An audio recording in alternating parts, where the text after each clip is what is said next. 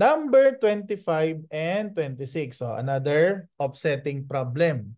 So basically, ang hinahanap sa atin diyan yung ire-report as part of total assets and total liabilities. So ang issue diyan, kung yung related asset and liability pa, pwede bang i-offset? Okay? So let's see. Gawa tayo ng two columns. Assets, liabilities. So doon sa mga items given, so alin daw dito yung ire-report as part of total assets and liabilities. Okay? Now, sinking fund and bonds payable. Okay, so 'di ba related 'yan? So yung sinking fund normally pangbayad ng bonds payable. Okay, so pero yung pag-set up ng sinking fund, it will not constitute payment of the bonds payable. So may liability pa rin, meron pa ring asset. So yung sinking fund and the bonds payable cannot be offset. Present as asset and liability separately. Okay, kaya yung sinking fund, assets. Yung bonds payable naman, liability. So do not offset. Yan, the fund and the payable. So yung bonds payable may related na discount. So minus natin yung discount. Okay, now as discussed previously, so ito related, yung decommissioning liability at yung interest in decommissioning fund. So similar doon sa sinking fund, yung decommissioning fund, so pangbayad yan o pang-reimburse doon sa gagastusin ng entity to settle yung decommissioning liability.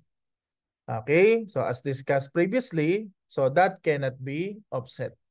Present decommissioning liability as liability, the fund as what? Asset. Okay, so kaya yung decommissioning liability, liabilities. Yung interest in decommissioning fund, assets. Okay, now, yung fair value of plan assets and defined benefit obligation. So as discussed previously dun sa post-employment benefit plan. So in particular, yung defined benefit plan. So ang pinepresenta lang sa statement of financial position, yun na lang status of the fund. Kung overfunded ba or underfunded. So ito yung example ng required offsetting. So i-offset yung DBO and yung plan assets. So i-report na lang net asset or net liability. So in this case, the DBO is 1/8. Ang pondo, ang plan assets, 1/5 lang. So, deficit. So, underfunded. So, kaya ipipresent yan as net liability. So, 1/8 minus 1/5, net defined benefit liability, 300,000. Okay, so net liability, 300. So, yan, example ng required offsetting naman. Okay, so yung equipment acquired by way of government grant.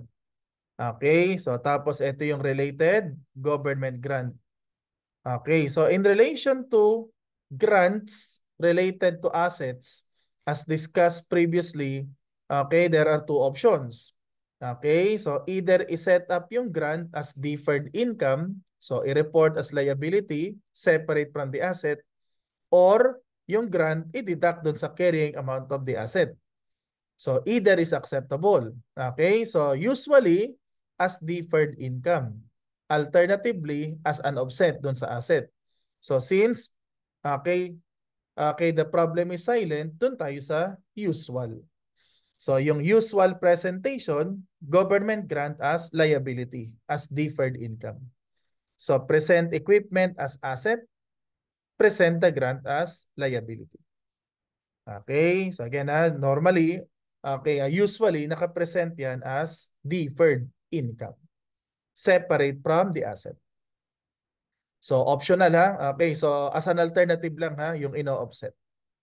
So dahil silent ha. So since silent yan, so we'll use the usual. Yan. Okay, so yung dividends payable, meron nakaset up na fund pangbayad ng dividends. Okay, so that cannot be offset. So i-present yung dividends payable as liability, tapos yung fund for the payment of dividends, asset. Okay, so parang doon sa sinking fund, advance payable yan. Hindi pwedeng i-offset yan. Present the payable as liability, then the fund as what? Asset. Okay, so yan yung mga related accounts. So ang issue dyan kung i-offset ba or ipe-present separately. So total assets, total liabilities. Okay, so 25 delta. 26 delta.